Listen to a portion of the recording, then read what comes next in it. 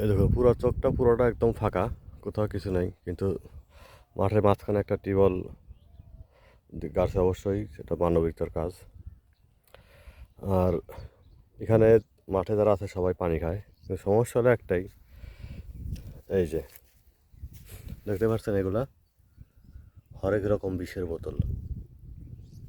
এখানে অনেক প্রাণী, অনেক পশু পাখি অনেকে পানি খায় এসে, কিন্তু এখানে যদি এতগুলা বিষের বোতল থাকে আর সবগুলো বোতলের মুখাই কিন্তু মানে খোলা, এতে আমার মনে হয় না এসব পক্ষী পাখি যারা আছে তারা মানে সঠিক পানি খাইতে পারে, এখান থেকে বিষমুক্ত পানি খাইতে পারে। আর টিউবওয়েলটা হয়েছে মাঠের মাঝখানে সবারই এটা উপকারের জন্য, কিন্তু দয়া করে এই কাজগুলো কেউ করবেন না। বিষের বোতলগুলা আপনি পারলে মাটির নিচে গেড়ে থন, নতুবা অন্য কোথাও নিয়ে ফেলে দেন।